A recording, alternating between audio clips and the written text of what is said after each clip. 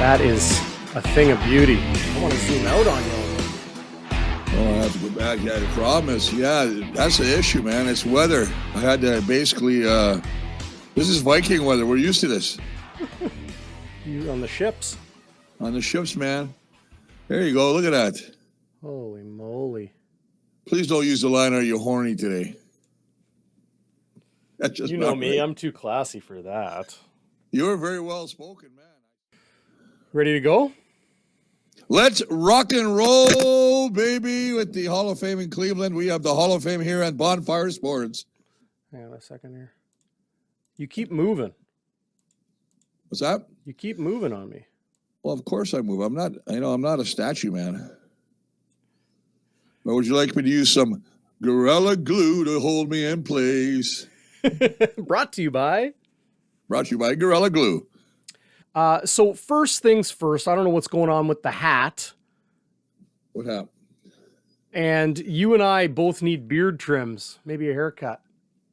Yeah, the hat's a special hat. It's a nice hat. A friend of mine brought it from Italy for me, so I told him I'd wear it. I did have my other hat on for you, just, and I'll do a quick rendition. As a Viking, oh, look at that bald head. Hey. One must look like a Viking. And I was out there shoveling snow at this today, just to let the neighbors know, don't mess with me. You shoveled in that. Yeah, I did. Nice. That's how you get attention.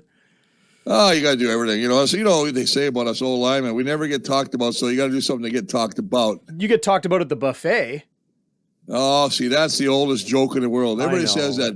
Well, watch this guy. He's probably going to go 4 times. Or else when you're at a wedding, they go, table 7, and I get up and they go, hey, leave some for the rest of us, okay? And I'm like, are you kidding me? People don't understand. I eat like a parrot, just small. I don't eat a lot. Now, cracker. The cold beverages, if I'm in front of the line, then you got to worry because the beverages and me are friends. Yeah. Me and food, I can give or take it. See, I would ensure you bought your social tickets before I ordered the beer. There you go. You know what I mean? Oh, yeah. Yeah. Yeah. Well, I definitely earned some today shoveling the snow. I mean, that was a heck of a snowfall we got. You're telling me, yeah. Which makes me think, boy, I tell you what, just think about this. In a couple of weeks, we got the Western Final, December 5th here in Winnipeg. Yeah.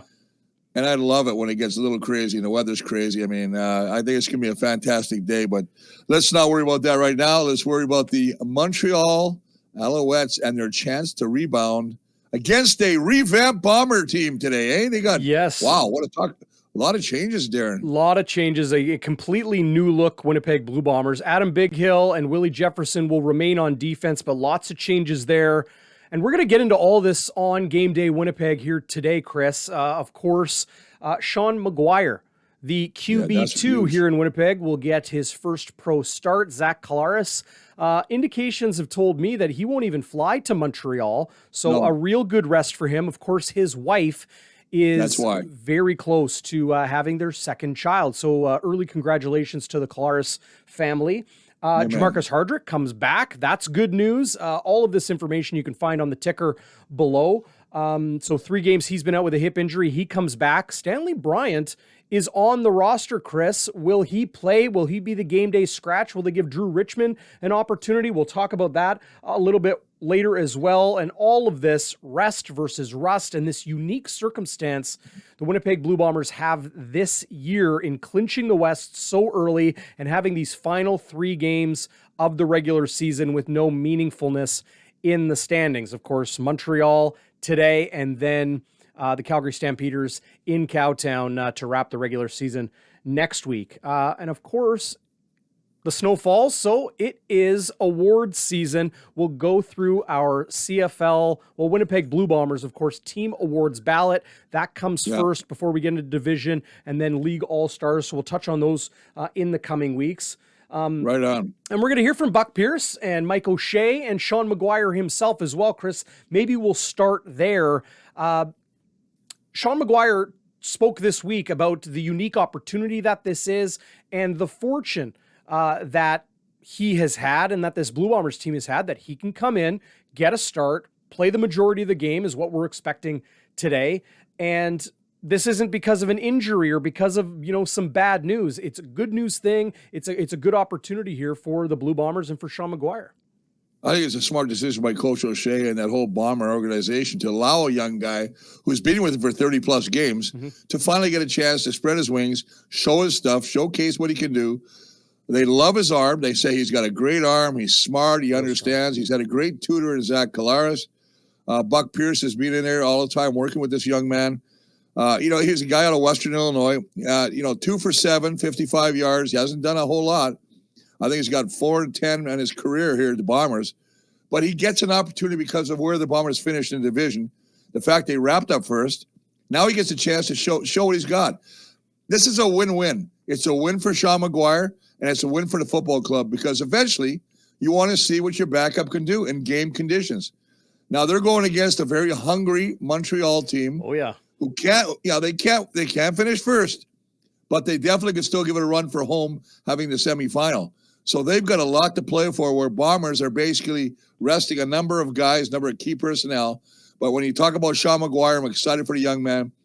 I really want to see what he can do. He's got all the stats and all the whatever you need, just the personality. He's a fiery guy, very calm off the field, I hear, and very competitive on the field. So let's see what he can do. Yeah, I could be mistaken, but Western Illinois is where he came from. I don't know a lot about. I know I'm not mistaken about that, but if I'm not mistaken, I don't know any other CFL players that have come out of Western Illinois. The Leathernecks, one of my favorite NCAA nicknames, but. Opportunity for Sean McGuire in this second to last or penultimate game of the regular season for the Blue Bombers. How different might this offense look? Is this a good opportunity for the Blue Bombers to maybe try some different things, explore with their quarterback? Or Chris, should they stick to what the offense core principles and allow Sean McGuire to do those things that he has been studying and practicing on the practice field, in the meeting rooms, in the film room? Now he gets to do it with live bullets on Saturday. Well, I think, the fact that we talked about it earlier and the fact that he's had 30 games experience, albeit he hasn't started, he knows this offense. He runs plays at practice. He's got an opportunity to showcase. No, if this is a guy that had a week of practice, absolutely they shorten the playbook. I don't believe they'll do anything different because he's going to be running the same offense that Zach Collaros runs, that Buck Pierce calls. He's got all his receivers. That's another nice thing. The fact that he's got the relationship with Bailey, Wolotarski. He's Drew Wolotarski's roommate. So I know I heard some guys joking about during the week that, is Drew being, paying him a little, maybe writing him a little song on his guitar to get a few more balls thrown his way. We'll see what happens. But having said that, Kenny Lawler, you got your stud offensive receivers, Nick Dembski and, Brady Oliveira and Johnny Augustine. Everything else there is the same. So I think it bodes well from a young guy to come in and be able to just orchestrate this as if it was Zach there. Right. And, having Drew Wolotarski as his teammate, Wolotarski had a really nice touchdown grab and some yak yards in that win over Montreal last week. So before we hear from Sean McGuire as well as Buck Pierce and head coach Mike O'Shea, I wanted to get your opinion, Chris, on this Blue Bombers win at home versus Montreal last week. And, there were some times where that game looked in question. Could that have served the Blue Bombers well to have a little bit of adversity, to mount a comeback when trailing in that game at this juncture of the season? Because really, as of late, you can almost go back a couple months. They've just been rolling over opponents. Yeah, and you almost got a little complacent. It looked like that to me. I mean, tied at halftime, tied at 21 after 3 quarters, and then the Bomber defense does what it always does, is flexes its muscles. Again, no points. It's hard to believe. 12 games, 6 points total scored against them. Yeah. I saw the average, which, to even say it is ridiculous, 0.5 points. Yeah. It's unbelievable. Yeah. They just seem to turn it on when they have to turn it on. Now, obviously, Adam Hill and Alfred getting those key interceptions just to close the game out, but they just shut it down. And now, I'm going to go the other way, a little devil's advocate. Mm-hmm. Whether the Bombers stiff their stuff to run, they only ran William Stanback, who had 75 yards and 10 carries, 7.5 yard average in the first half, only ran 6 times in the second half. Mm-hmm. Is that because the Bomber defense took the run away? I mean, it's only 6 rush attempts. Or is it they just decided to let, Trevor Harris try and put the ball in the air and see if they can make something? Because they're not from behind. This is a situation where they were tied. There was no panic scenario. So That's what I guess Kahari Jones, the head coach and offense coordinator, will have to answer. Well, if you read between the lines, no team in the CFL has either chosen to run or run effectively against this Blue Bombers defense. So put 2 and 2 together and read between the lines there. They're doing something to absolutely shut down opposing run attacks. But the run game for the Blue Bombers offense will be an important one in this game, Chris. Let's hear from Sean McGuire, who touches on this opportunity as well as what he's learned from Zach Collaros. Beautiful. If we just stick to our process, stick what we do, I stick to my process and what I do. And again, I have closely followed Zach this year, and I know I'll still continue to talk to him throughout this week and try to stick to what we do. And I think if we do that, I think we'll be more than okay. You know, me and Zach have talked a lot. Me and Zach are real close. And like I said, we do a lot of things together, both on and off the field, similar wise to our process. And, you know, each week he kind of says, he's like, you know what my process is. And obviously he's our starter. And I try to just closely follow in his footsteps. And he's such a great leader, someone I've learned. I can't even tell you how much I've learned from him this year. And even in a short stretch in 2019, when he came the last 4 games, you know, it's just, I can't explain how much I've learned from him and how great of a teammate and friend he is. So, you know, I'll continue to do that throughout this week. You know, I've said from the beginning, I love the way Zach plays. I think he does first what Zach's, you know, he's so special in how he sees the game. Every quarterback sees it differently. He's obviously played a long time and he's seen it all, but he's just so smart, such a good guy to pick his brain. Just, you know, we'll talk football, me, Zach, and Drew, our other quarterback, all the time, just talking concepts, what he likes and stuff. But, you know, I've always liked Zach's creativity, you know, his ability to do things when plays break down and get outside the pocket and improvise. And you know, I think we do have similarities in that regard. So Zach, you know, is just such a good guy to learn from and love working with him. What do you want to accomplish this week? Get a win. However it looks, want to win the game. Don't care how it looks, honestly. We just want to win. It's a good answer. It sounds very Mike O'Shea and very Blue Bombers. Do you want to throw the ball lots? Do you want to run the ball? Do you want to try some things you haven't been able to do the last couple of years? You know, I think what I haven't been able to do is just get these reps in games. You know what I mean? So it's like I've had lots of practice reps.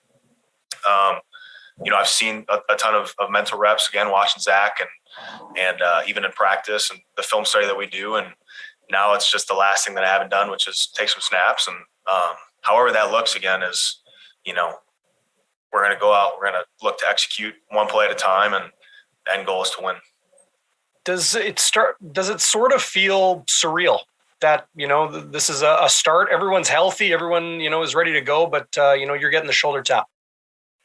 Yeah, it's again, I'm grateful for this opportunity.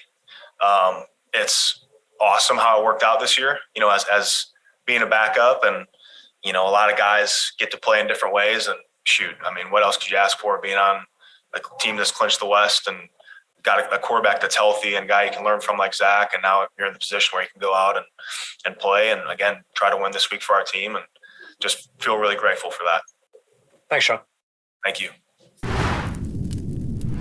It's an excellent opportunity for Sean McGuire here. Heaven forbid anything serious happens to Zach Collaros in this playoff run for Winnipeg, Chris, but it's always nice to have that contingency plan with some real game experience and a start this season for Sean McGuire.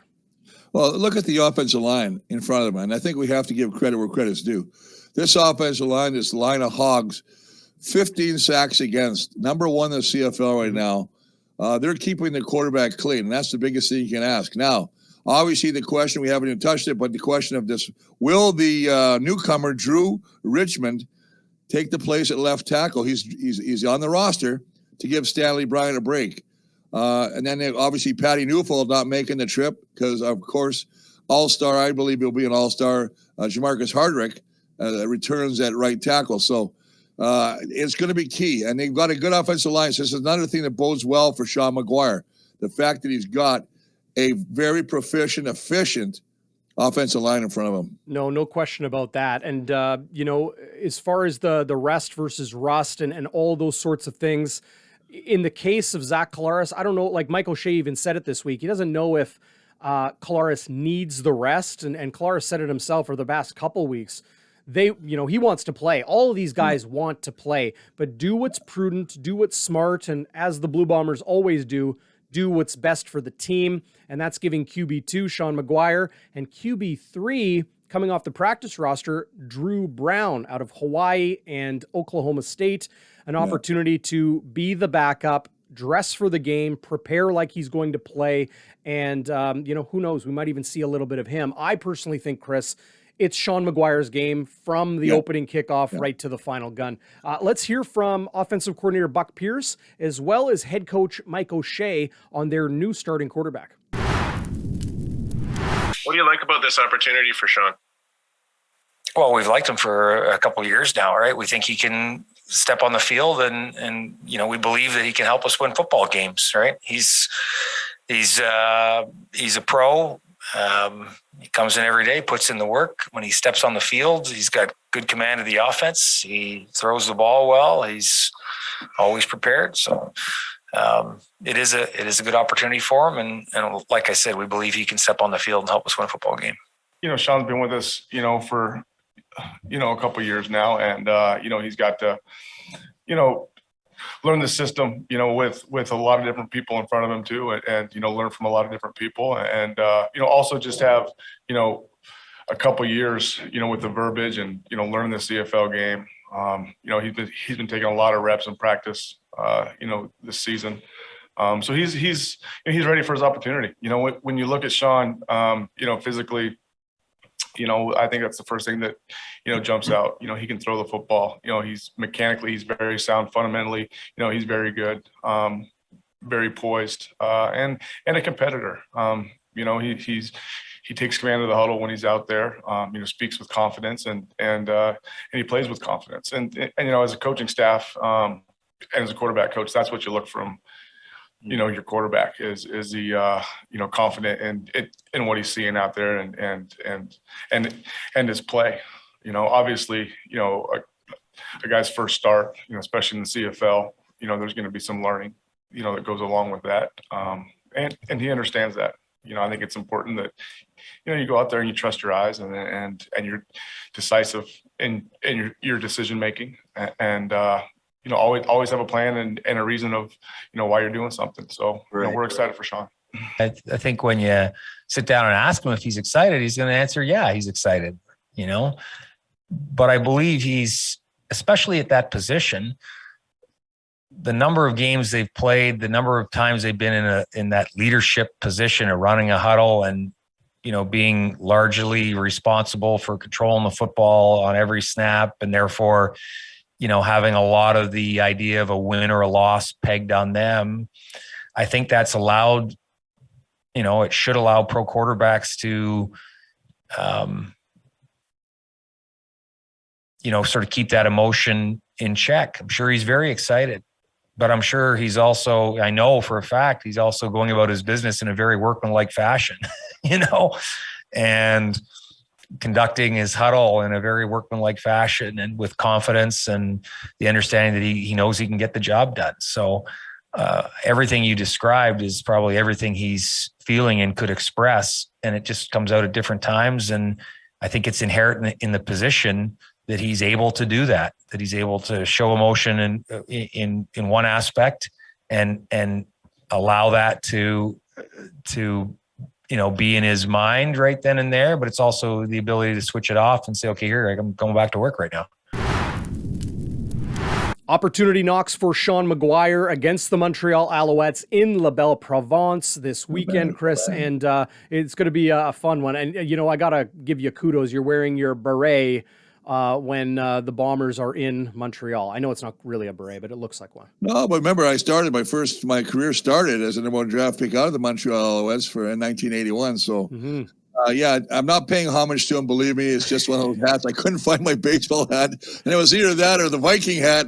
And this show is too good to be. I didn't want to put a comical aspect on the whole show. Oh, yeah. No, we're giving good stuff here, man. We're all serious. We don't have any fun on game day. Winnipeg. No, man. No, that's not what Bonfire is about.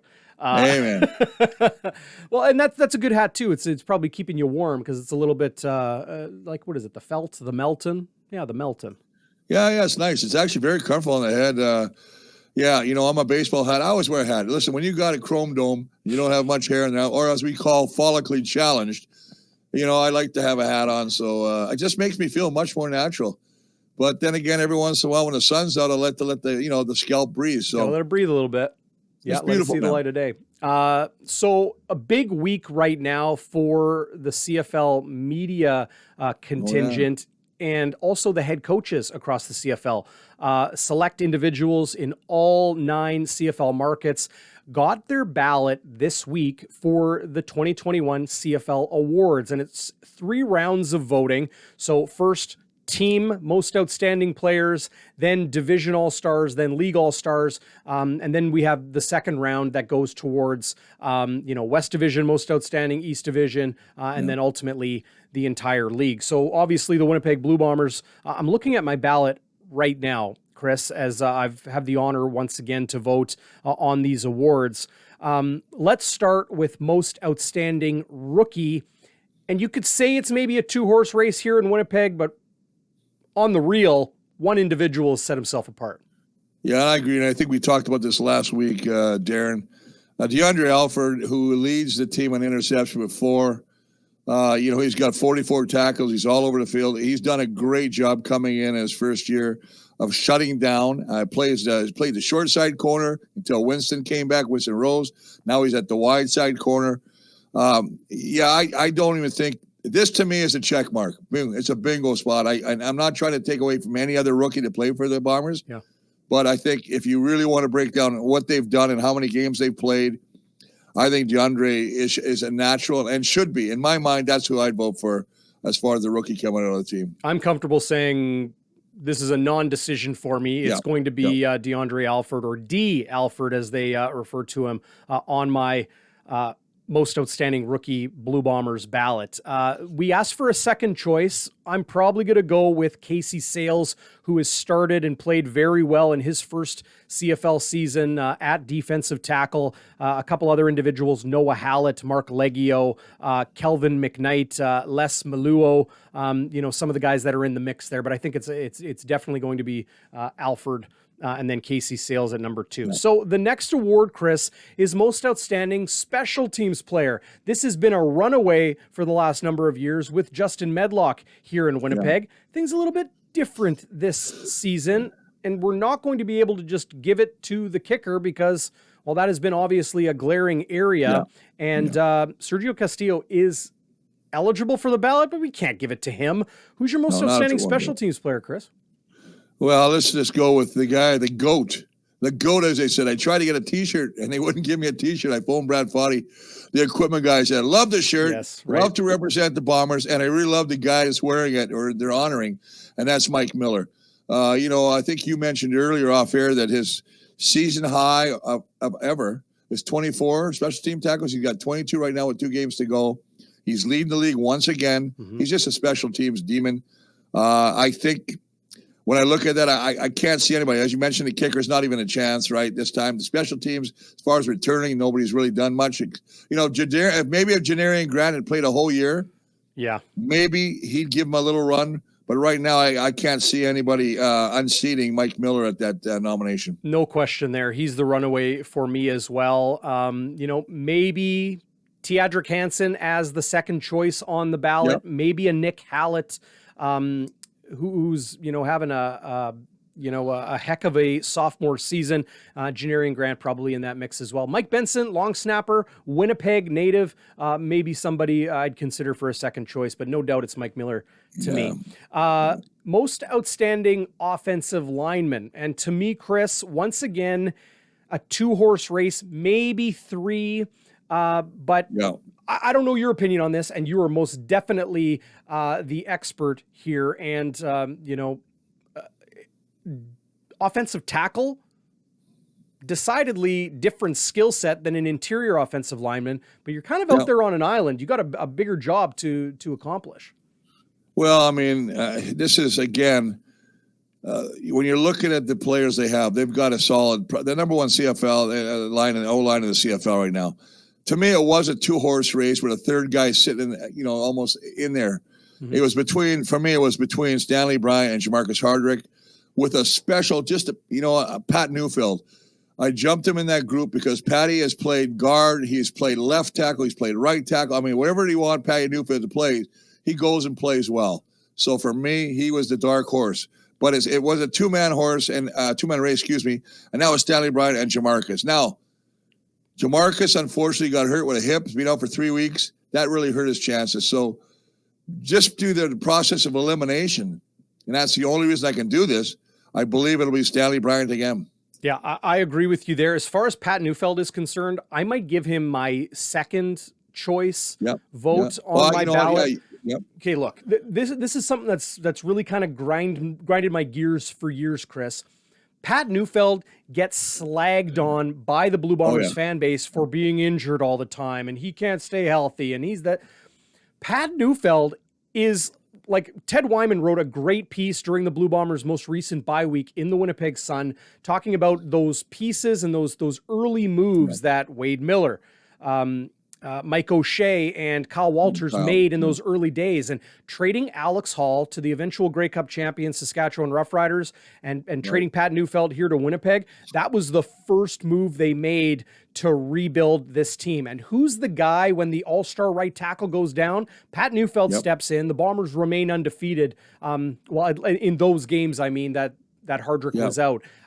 He is an unsung hero and underrated. And when it came to my division and league all-star ballots over the last few years, Suk Chung won a league all-star, I believe, a division all-star for sure with the Winnipeg Blue Bombers prior to leaving via free agency to BC.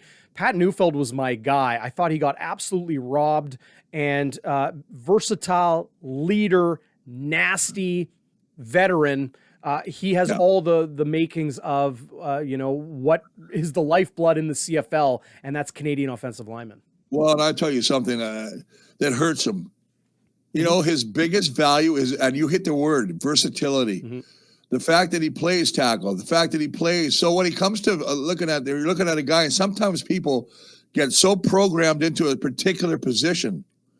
They'll look at a guard. Okay, who's that? They'll look at a tackle. But sometimes they overlook the guy that plays both positions and has been a major contributor on that O-line. And so I agree with you 100%. Patty Newfield, definitely all-star. I don't know if he'll get the nomination, but I guess he's, right. That's why I said he was the dark horse for me because of the way that he's played this year. I'm a big Patty Newfield fan. All six of the key contributors or main contributors on this offensive line let's not overlook Drew. Yeah. Well, look, we don't talk a lot about him, but, Drew Desjardins and Michael Couture. We don't talk a lot about these guys. They've only got 15 sacks against, fellas. So, hey, you know what? All these guys, I've never seen it happen where a whole offensive line gets all-star, but this might be the year. Cool. I mean, I'm looking around the league. There's no offensive line that's really had a solid. Saskatchewan's had problems. Edmonton, no. BC, oh, God, forget it. You go Ottawa, trouble. Toronto, no good. Montreal, issues. This, to me, I'd have to go chick right across the line and give every one of them a chance. That's possible. I think Montreal, some select players on that offensive line. The trouble you're talking about is the injuries that they've had. That's really kind of that's exactly what it is. But William Stanback, he's not doing it by himself. He's leading the CFL. No, that's a wonderful point. That's 100%. If you got the leading rusher, you got to have somebody up there that's doing a good job up front. So, you're right. Yeah, we're witness to that here in Winnipeg better than anybody. What a slapped a big man right in the head. Drew Desjardins, last thought on him. I think he's got a half dozen league all-star nods ahead of him in his young career. Definitely, if not already, a star in the making. Here's an interesting one, Chris. Most outstanding Canadian on the Winnipeg Blue Bombers. There is a lot of directions you could go with this. Let's hear yours. Well, to me, this is another one of those ones that I just think I can't see anybody else getting the nomination except for number 10. The X factor in so many games, Nick Dembski. I think he's just played so well. He's done everything. He makes plays. He breaks plays. I remember Sean McGuire on his first pass that he completed was a second down and short. He threw the bomb 55 yards to Nick Dembski. So, I just like the way the guy plays. He runs the football. He's not only catches it. I mean, he's had 11 rushes for 70 yards. We remember the one tackle or one game against Edmonton Well, I believe he broke like 7 or 8 tackles to take it into the end zone. So these are stats you can't overlook. Now, are there other good Canadians, DB? Absolutely. Mm-hmm. You mentioned Mike Miller. Mike Miller is Canadian, a special team demon. You're talking about Nick Callett. You're talking about, and I don't know, is Mike Jones Canadian? I think he's Canadian. No, he's not. Maybe, I don't know. No. Okay, so that's another slap. 2 slaps already for Walby. All right. Well, hey, how about this? You got Jake Thomas.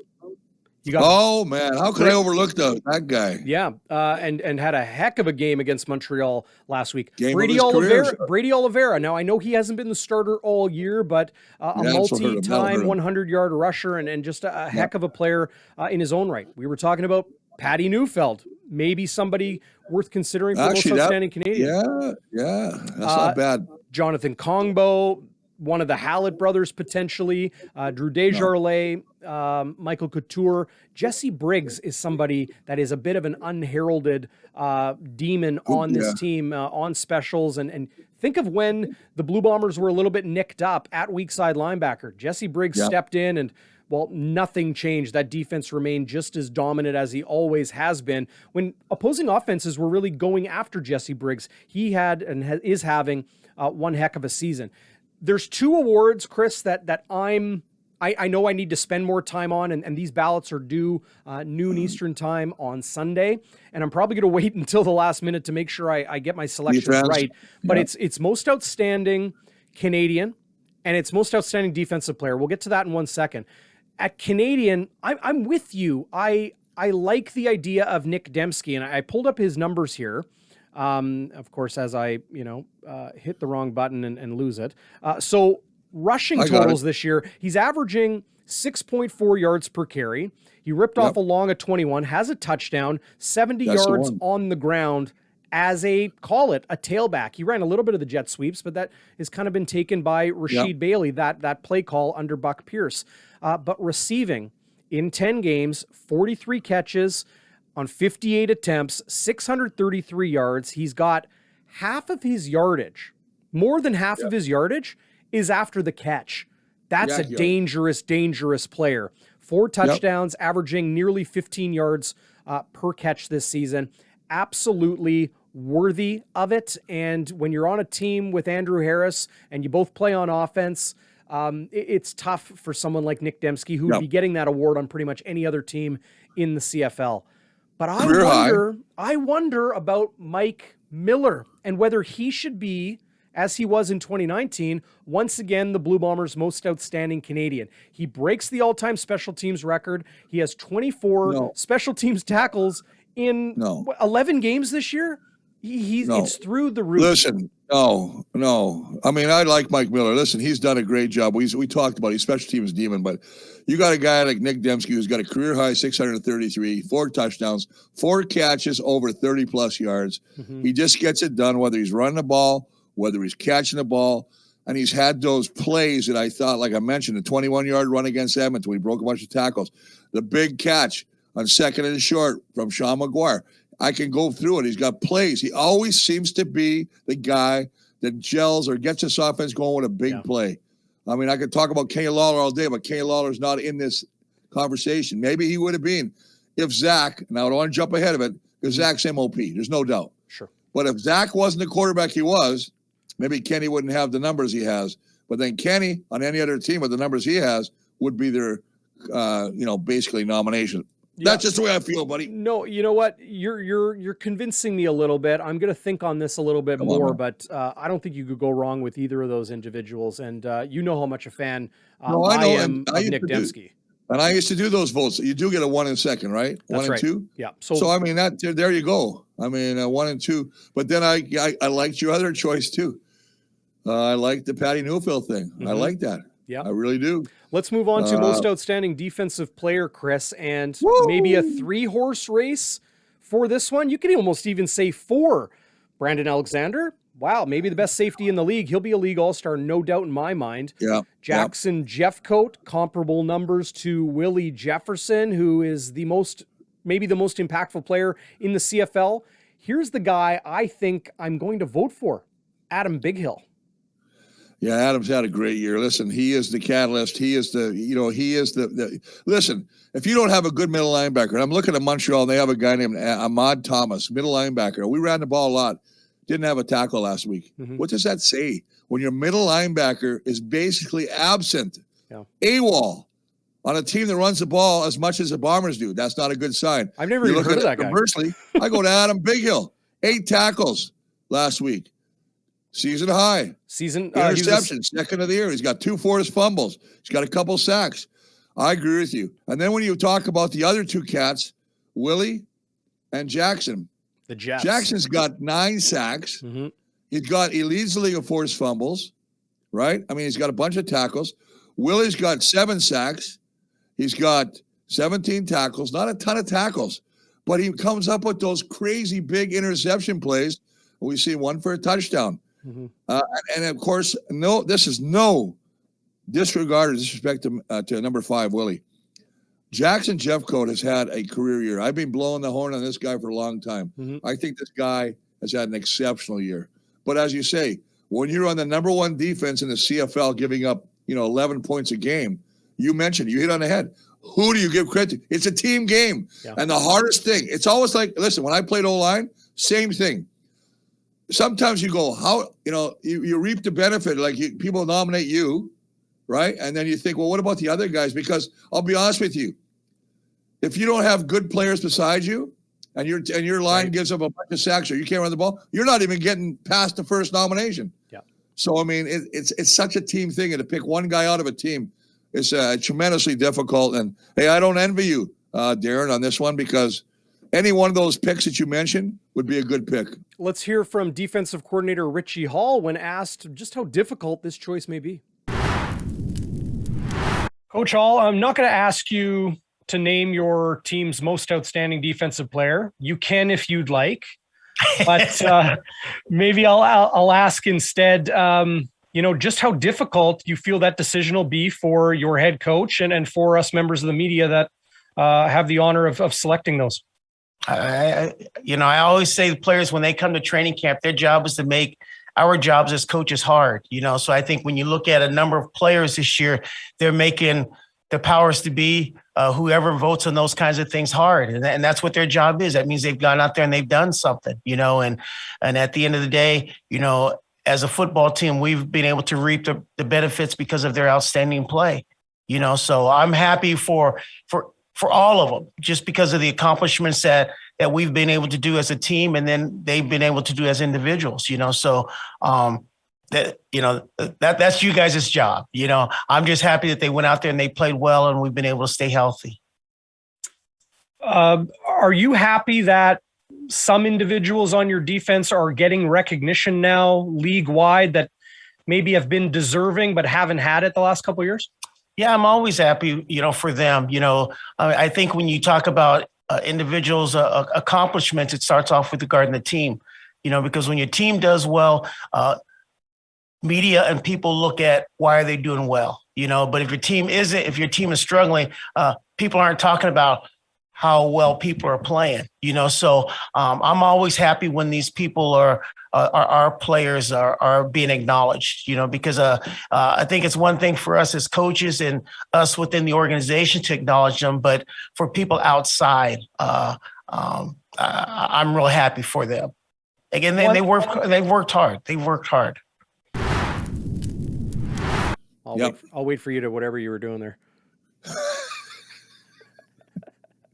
Let's put a cap on most outstanding defensive player, Chris. And I'm with you with what you said before we heard from Richie Hall. When Willie Jefferson is getting the attention from opposing offenses, Jeffcoat eats. And when Jeffcoat started to get the attention, when his numbers started to pile up this season, you saw Willie Jefferson start to make those ridiculous impacts in games this season. But to me, I think I'm going to go with Adam Bighill. The pass knockdowns, in addition to a lot of those numbers you mentioned earlier. And look, if you're a defensive end, you go after it. And don't get me wrong, they have other responsibilities, but you go after it. If you're a middle linebacker, you have to go find the play. And for Big Hill, he's done that in the secondary. He has done it at the line of scrimmage. He's done it at that second linebacker level in the run game and the crossing pass game. He, for my dollar in 2021, is the best defensive player in the CFL. That's why I'm going to give him my Blue Bombers. Well, and I'll be honest with you, the fact is you hit on the head a couple things, right? First off, he's got to read the holes. He's got to find the backs. He's got to shed blockers. I mean, not sometimes one or two. Yep. Then he's got to drop back in pass protection. Mm-hmm. We've seen him play the safety sometimes. We had the big interception. I think it was Edmonton. I mean, he's done some crazy things. But, yeah, you're right. Your offense goes as your middle linebacker goes, or your defense, excuse me. Yeah. I can't agree. He's playing when he won the MLP Defensive Player in BC. He's having that kind of year again. Yeah. So, you know what? Again, Darren, I can't argue with any of your choices, but I know when it finally comes down to putting the number down, you've got a number of good choices on a very, very talented defense. Well, and you know what? I'm reminded now, too, of several weeks ago when some of your brethren, Winnipeg Blue Bombers alumni members, I don't know what you guys are doing in the alumni section for an hour and a half, 2 hours after a game, but I'm walking to the car and there's, a couple of them, not to name names, but, legendary players who have donned blue and gold. And I'm like, hey, what'd you think of Zach today? What did you think of Willie or Jackson? They'd be like, who impressed me?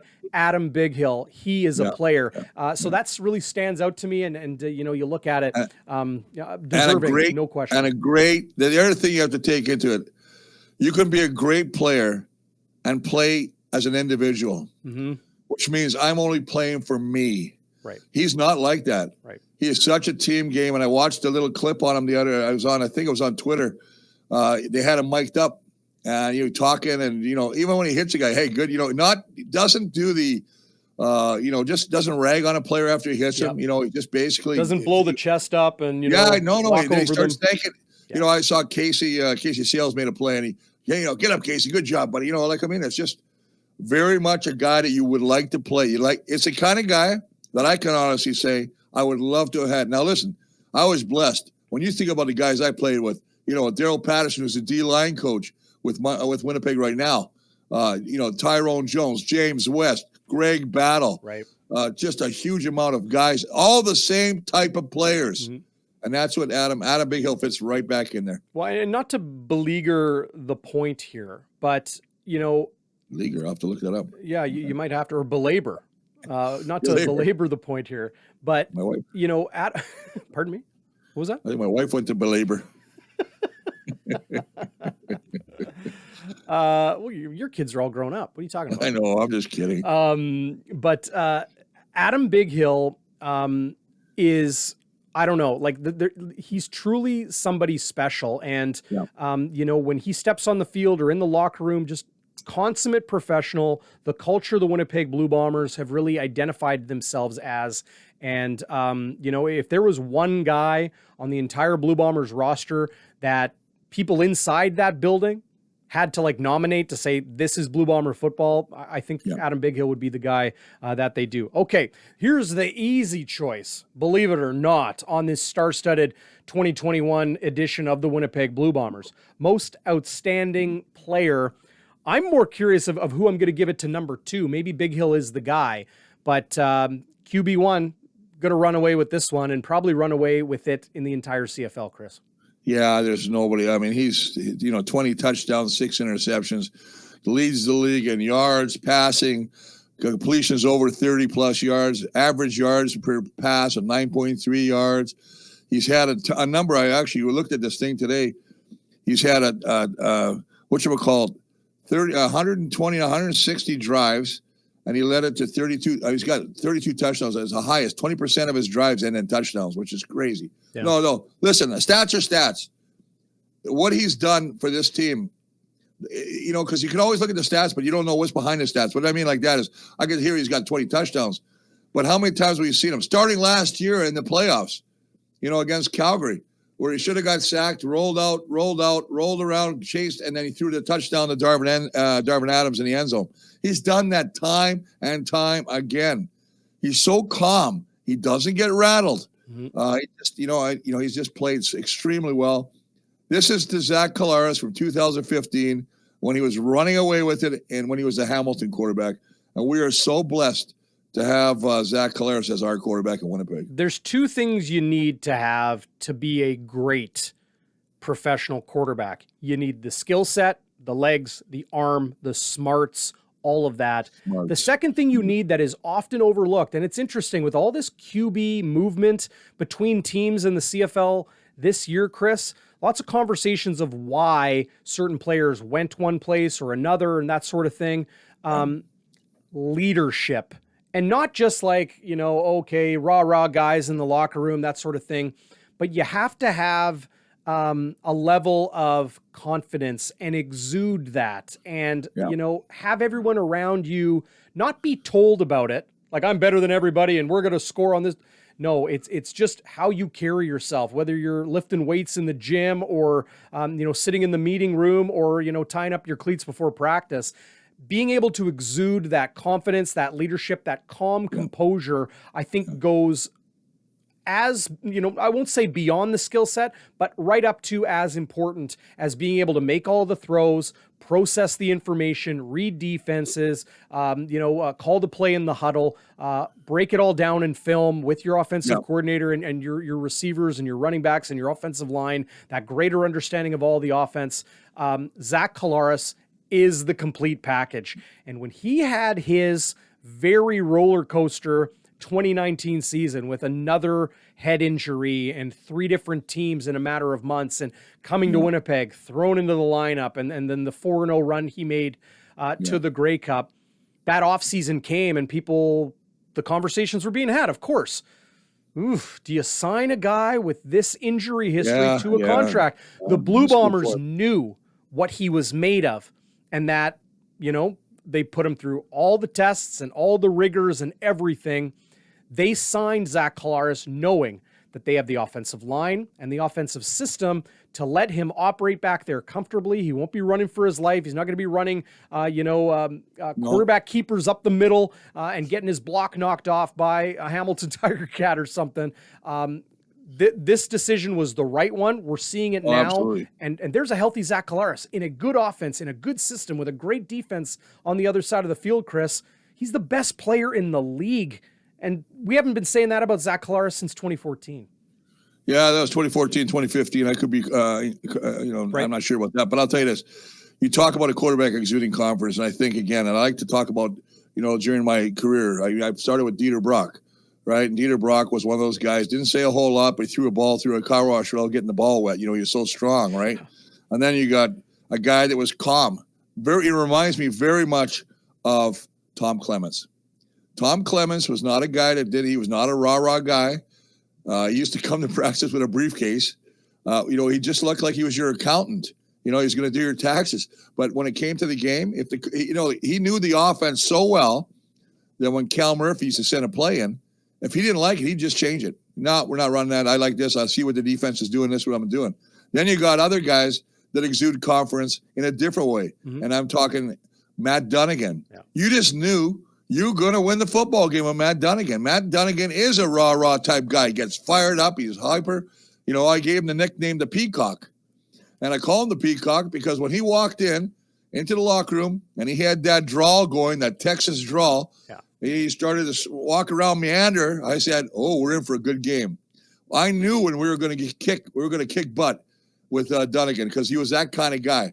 I had Sean Salisbury. Sammy Garr is another quiet guy, right? I mean, I keep going down the list, but having said that, those guys I just aforementioned, they exuded confidence. And when you're in a huddle, you can win. That's the thing. This team knows. As long as Zach's in there, we're going to win this football game. Mm-hmm. But we have a very good chance to win the game. Yeah, it's a special trait and kind of the X factor that separates the good from the great. This leads us to the biggest topic of conversation, I would say, this week, Chris. It's not Zach Collaros in at quarterback. It's Sean McGuire. And all of these guys that, you can read on the ticker are not in the lineup for the Blue Bombers in Montreal. What does this mean? Is it the smart move? Yeah. What? And it's funny, DB, I argued with about this before. And I said, sometimes change, you don't want to mess with the chemistry, right? But then I also think about the other side of the coin. If they played Zach and he got hurt or you lose a Brandon Alexander and he gets hurt, or you lose a Patty Newfield and he gets hurt.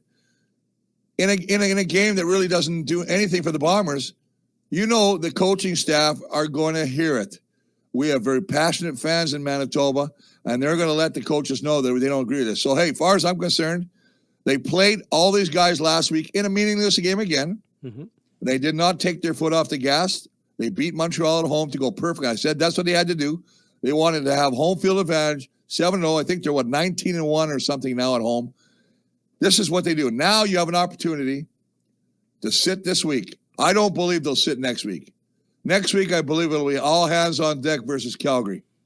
Well, that's what I feel. It's interesting, and as you can always see here on Game Day Winnipeg, those are your matchups in the CFL this week. And, of course, there is 2 games with Edmonton needing that makeup game against Toronto. That game will go Tuesday this coming week. So their second game of 3 in 7 days. That's crazy. A whole nother ball of wax. But Saskatchewan, Edmonton is an important game for Saskatchewan to try to win. That number 2, number 3 in the West is still wide open. Calgary's going to try to beat BC this week, but if Saskatchewan wins, they clinch. They will clinch. So then that game could be a real dud in the final game of the season. Absolutely. With nothing for Winnipeg to earn, nothing for Calgary to earn. You got to wonder who's going to play in that game and how that game will be approached and what the weather will be like in Calgary as well. But for the Blue Bombers, Chris, I think, you talk about, breaking off that momentum, changing the chemistry, mixing different ingredients in when things are going so well for you. To me, this Mike O'Shea coach team is not like any other where it's like, okay, we're switching up the O-line or the D-line or mixing up all these DBs. That versatility that O'Shea and Richie Hall and Buck Pierce all preach in their offense and defensive systems, respectively, is about, it doesn't matter who's in. They do their job, whether they're on the inside or the outside or front or back. It doesn't matter. Yeah.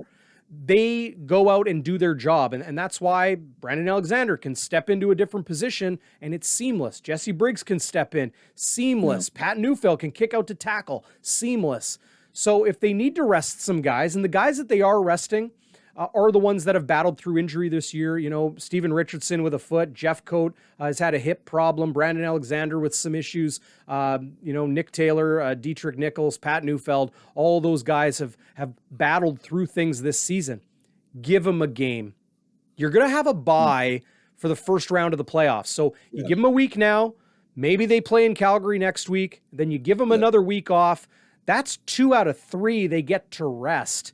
Their body is going to be in much, much better condition and closer to tip-top shape than it would have been if they had to play through all this. These are the luxuries the best in the league have when the regular season comes to completion, Chris. Yeah, hey, DB, I got to ask you a question here. Does Edmonton play Saskatchewan before Calgary plays BC? No. Calgary, BC is Friday night. So, you and I are recording this on Friday. So that game is later today. This is why. If Saskatchewan played early. We'll know by the time people are watching this. Oh, no, that's cool. Because I'm glad that worked out like that. Because Calgary's still got to play for something against BC. Mm-hmm.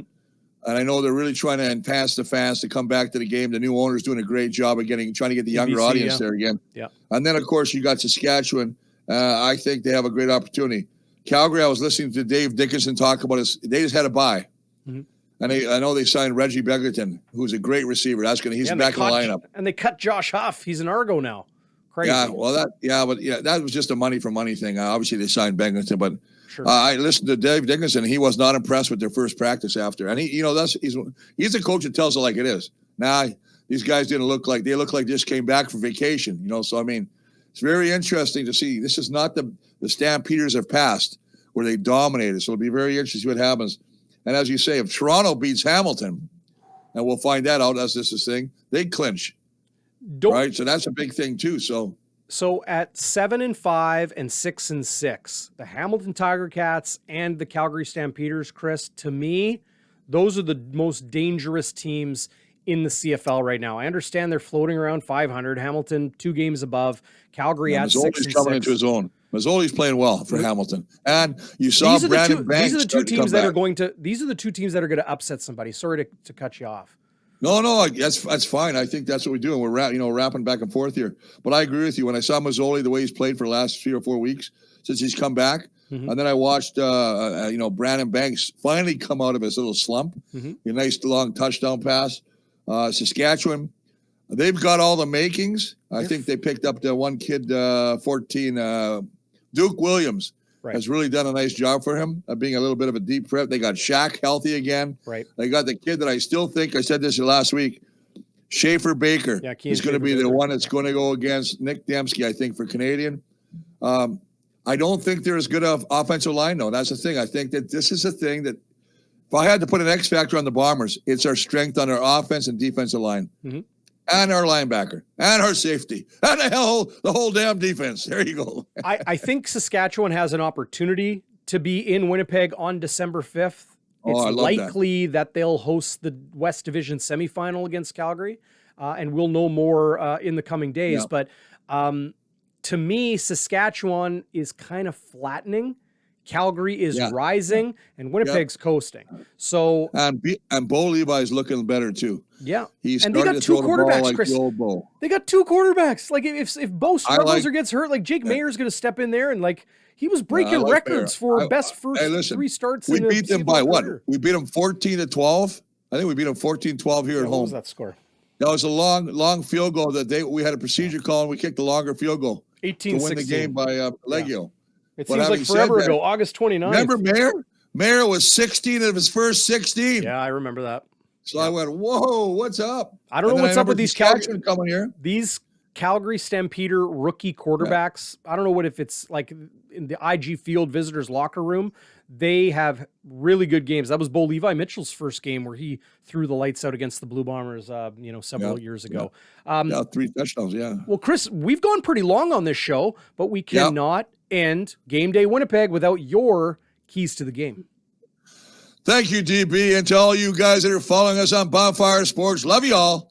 Remember to ring the bell. What do you have to do? What's that? You ring the bell. What else do you do? Give the thumbs up and subscribe. Thumbs up. Ask a question. We'll Tell answer your your friends. question. Oh, yeah, hit the comments. Yes, hit the comments. I'm retired, so I got a lot of time to answer questions. Okay, offensively. This is going to be a huge key, and I say this all the time, but even more so this week. Protect the ball. Make smart decisions, especially with a quarterback, Sean McGuire, getting his first ever start. And remember this, 80% chance of rain during the game, which is going to make for less than ideal conditions. Hopefully it's rain and not snow. Yeah, defense. Well, it's Montreal. They're not getting snow. Oh, I guess you're defense, right. continue the domination. Create turnovers for your offense. Help your offense out. And special teams, you know what? Continue to win the field battle position. And it's the first time we're going to get to see a young little scat back in Shaq Cooper. Let's see what the Shaq can do. Yeah, and that's it for me, boys, for my keys to the game. Love it. Chris, final word here. My exchange with Jermarcus Hardrick. I know you've seen this before, but he talked about, I had to ask him about you and Hardrick meeting each other recently. It was strange to see a guy who's in the Blue Bombers Ring of Honor, CFL Hall of Famer. He was excited to meet you. How does that make you feel? And what can you tell me about that exchange? Man, I didn't know that at all, man. I was a little nervous. I seen him, man. I was at my son's football game. He was there checking it out, and I saw him, and I was a little nervous. And that's one of the guys I look up to. I didn't know a lot about him. I got with the Bombers, and his name's everywhere. I started doing more Googles on him, did a couple of events with him, and he's a legend here. I look up to him. I know I'd never get close to his spot or pass it. So I'm just chasing, man. I'm chasing to be the next Walby and trying to compete with Stan every day, man. It's just so much fun to have those guys that's in front of me and have something to reach for, man. I know you're making them proud. Thanks, Jermarcus. Thank you. Let me just finish up with that. Jermarcus Hardrick, to me, I would love to have played with this guy. The fact is he's just pure energy. One of the nicest cats I've ever met. I don't know, like I said before, guys, I only met him that was the first time I met him. Yeah. And the fact that he reached out, I mean, I was almost embarrassed. Like, he's like, hey, can I get a picture with you? I'm like, no, man, that's okay, man. You know what? You're a good guy. I mean, you introduced me to his whole family. I thought, just a class act and a very, very good football player. And for me, I'm a 63 guy, but I'm a 51. I'm a big 51 fan now. Yeah, no, he has an outstanding, beautiful family. He is an exceptional football player. And well, if he can humble better human being, better human being. Like he's humbling the great Chris Walby. Like you're on the Ring of Honor. You're in the Canadian Football Hall of Fame. And, I know. And you're excited to meet him. I couldn't listen to it all because I thought I was going to get diabetes from all the sugar. It was sweet. It was too sweet, man. Yeah. It was too sweet, man. Well, Chris, we'll put a cap on it there and thank everybody for joining us here on Game Day Winnipeg. And I'll reiterate what Chris said.